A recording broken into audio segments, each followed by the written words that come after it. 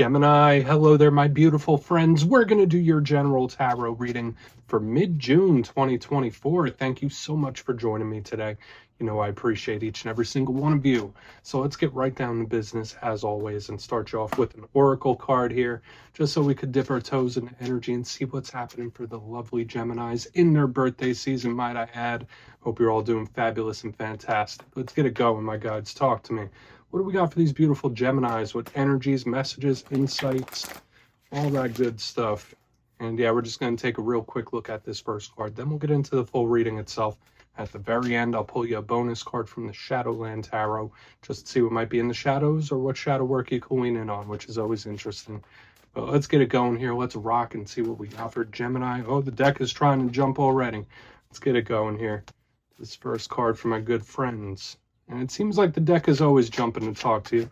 But while we get this first one out, I just want to, again, wish you all a very happy birthday from me to you. I hope you're having a great one, whether your birthday's just passed or it's just coming up. Happy birthday. Okay, so there is a strong energy of spirituality, but also the unseen. And this oracle card does not always come out often. All right, like this is one of the rare ones for some reason, and you have it. It reminds me of the Hierophant in ways too.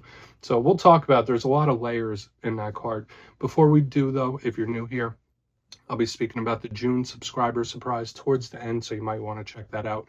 Also, if you could kindly illuminate that like button by tapping it on its third eye, you know, I'd greatly appreciate it. But enough of the promo, into the reading. Let's talk a little bit more about this card.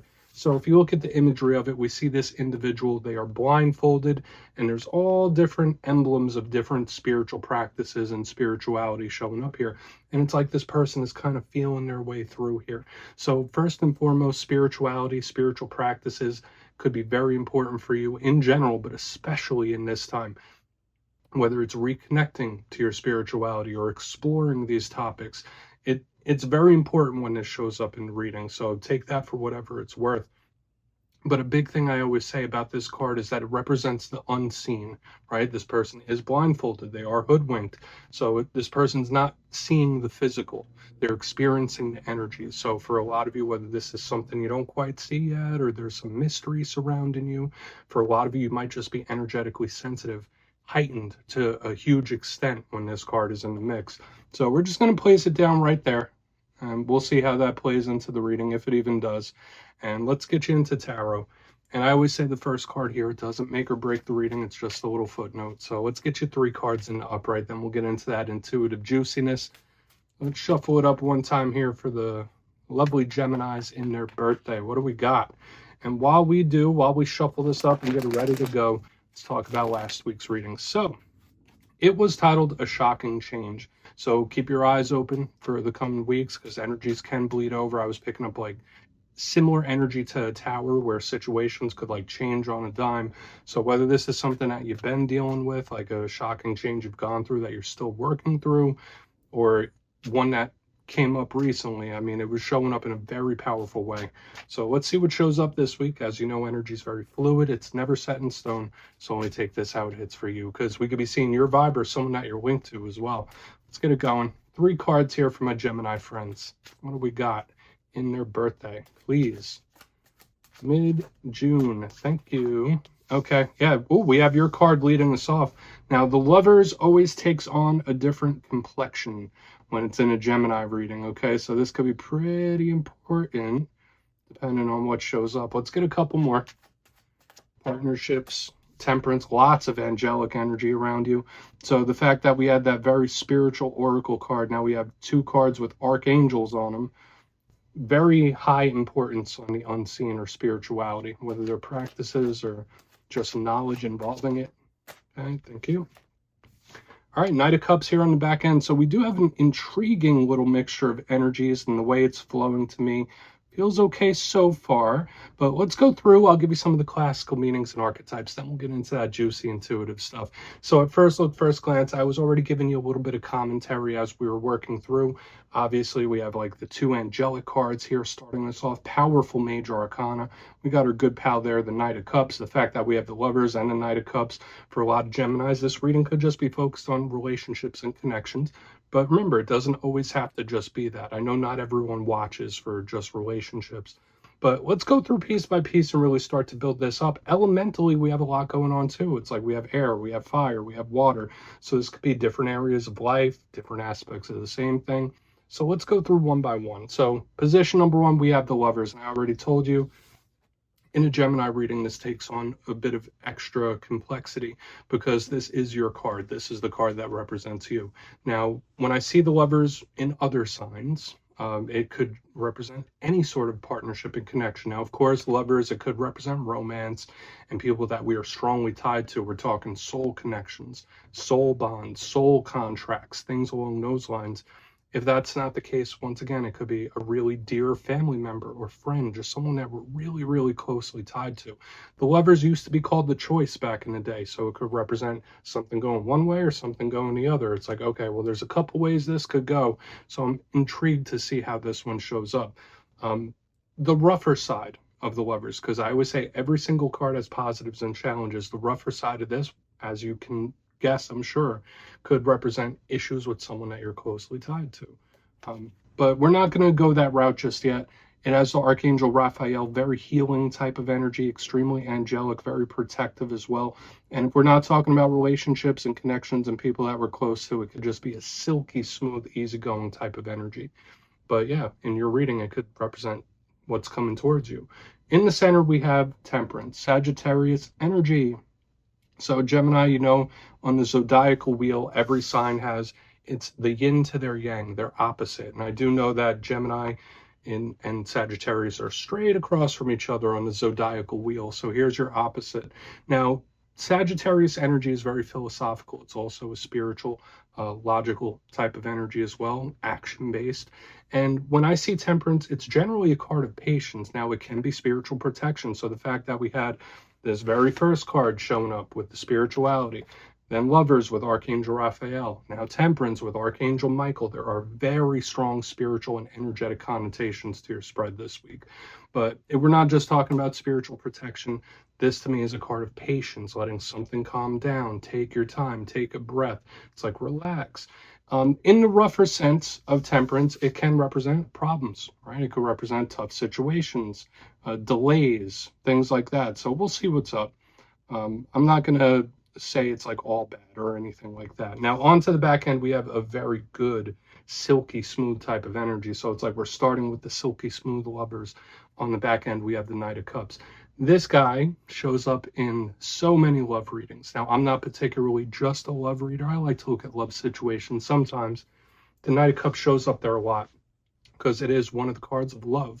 If this is a person, maybe it's a water sign, or this could just be someone that's a smooth operator, silky smooth talker, something moving forward easily, not too fast, not too slow, just right. The porridge is just right when we have the Knight of Cups. Like, it's a nice moving energy. Knights could be messengers, so it could be a conversation, it could be a talk coming your way as well. So we'll want to see what his deal is. Now, when we talk about the rougher side of the Knight of Cups, you guessed it, since he can represent love and romance, it could be issues in that realm. The Knight of Cups could represent harsh emotions as well, or just someone feeling stuck on something. So I want to dive deeper on all of it. Let's jump in and clarify. Okay, let's get a good shuffle here for Gemini in their birthday season. Definitely an intriguing mix happening here. But yes, this is where I go intuitive with the message, which means I just tell you how it feels to me. So feel free to do further research or rely on your base knowledge of tarot, because as you know, every single reading is about the reader's interpretation, and I'm just giving you mine. Let's go in on the Lovers.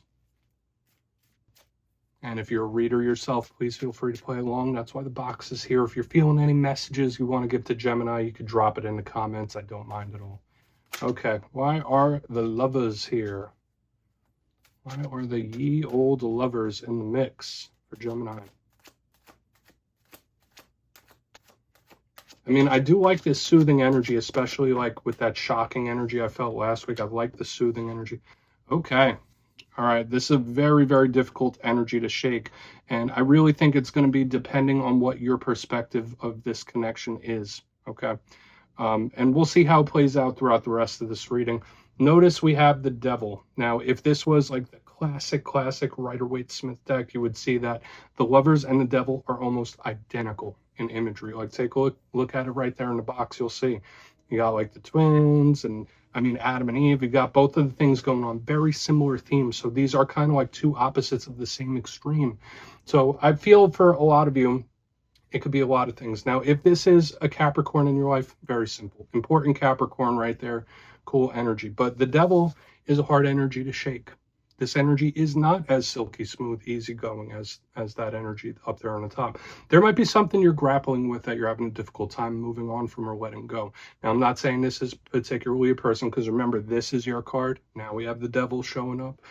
For a lot of you, watch out for temptations in this time, because there could be, whether it's a thought pattern, a way you used to act, or just there's something here about like caving into something. So just know, if you're trying to refrain from something in this time, it's going to be extra tempting in the coming days and weeks when I have this devil. For another portion of you, if we're not just talking about you here, when I see the Lovers with the devil, this once again is an energy of someone that is going to have an effect on you one way or another, whether you want them to or not. Okay, and I'm just, I'm never going to be mean, but I'm going to always give it to you straight how I feel it. So whether this is a person that's like your ride or die, they're always going to be in your life in one form or another, or even if this is a person that you're not really talking to, but there's something about their energy, like it's always there. It's giving me that kind of vibe. So I want to see how this all plays out. That could be a warning, depending on how the rest plays, because these energies kind of cancel each other out. So let's keep moving forward. Let's see what Temperance has. I really want to get over to that Knight of Cups now. So, but I am seeing already, like, there could be a situation or a problem that's a little tough to resolve too. So let's go in on Temperance. Where's Temperance here? Okay, Judgment in reverse. Another angel. So another thing I want to say, because with the very first oracle card we have now, we have almost all the archangels in the tarot deck out. We have the devil card. There is, like, I don't want to say it's like spiritual warfare or anything like that, but for a lot of you, you could be going through like a lot of internal feelings, like a lot, like big extremes too, where it's like one way you feel this and then you feel that. It's like these energies are clashing with each other. So I'd say, like, take it easy this week for sure, because with the energies I'm seeing, like, they're just clashing with each other. Now, I will say this, with all these angelic energies, Spirit is saying, like, listen, everything's going to be fine, everything's going to be okay. I mean, easier said than done to believe stuff like that, but Judgment is usually a card of things taking action, things changing, things moving, similar to like we saw last week, like that shocking change type of energy. When I see it in reverse, for some of you, I mean, you might be waiting on someone or something to return. Okay, like, even like deep down, it's like this, or someone could be waiting on that from you as well. It all really depends on the situation. Judgment in reverse is an energy swinging back around and returning. Okay, so I'm seeing it here in a really big way. We are possibly seeing a gunked up energy as well, though. So even though we have like all this spiritual energy, I want to tell you, with whatever situations you're dealing with right now, even if there's not much going on in the physical, there is a lot happening on the etheric plane or the astral or the energetic level, whatever way we want to term it. Even though there's not a lot happening in the physical, there's a lot happening energetically. So things are winding up. Let's keep moving forward.